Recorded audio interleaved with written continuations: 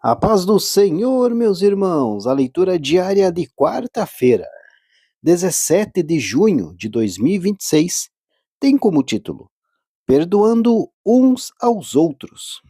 O texto bíblico de hoje encontra-se na carta de Paulo aos Colossenses, capítulo 3, versículo 13, que diz assim: Suportem-se uns aos outros e perdoem as queixas que tiverem uns contra os outros. Perdoem como o Senhor lhes perdoou. Queridos, nesse texto sagrado que acabamos de ler de Colossenses 3 e 13, é dito que os cristãos devem suportar uns aos outros e perdoar as queixas que tiverem uns contra os outros, assim como o Senhor perdoou. Essa passagem, queridos, é uma das mais importantes da Bíblia Sagrada, pois mostra que o perdão é uma das bases do cristianismo e que a convivência pacífica entre os irmãos é fundamental para a construção de uma comunidade forte e unida.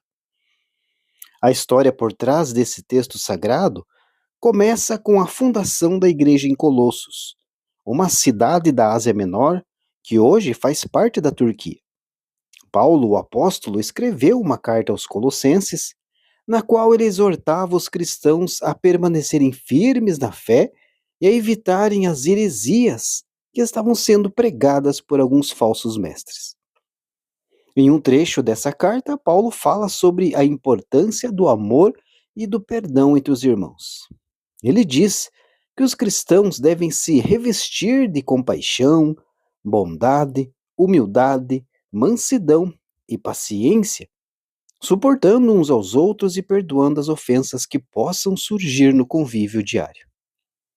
Paulo enfatiza que o perdão deve ser dado da mesma forma como o Senhor perdoou, ou seja, sem limites e sem reservas.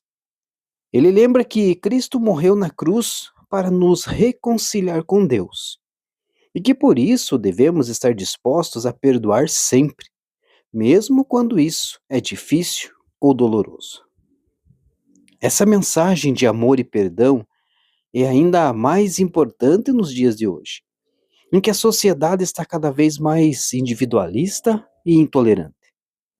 Os cristãos devem ser um exemplo de convivência pacífica e de respeito mútuo, mostrando que é possível viver em harmonia, mesmo diante das diferenças.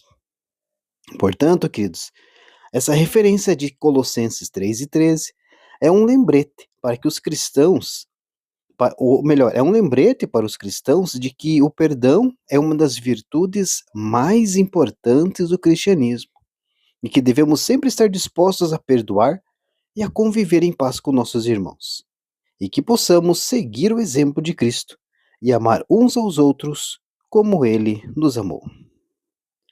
Deus abençoe a sua vida e uma ótima quarta-feira a todos.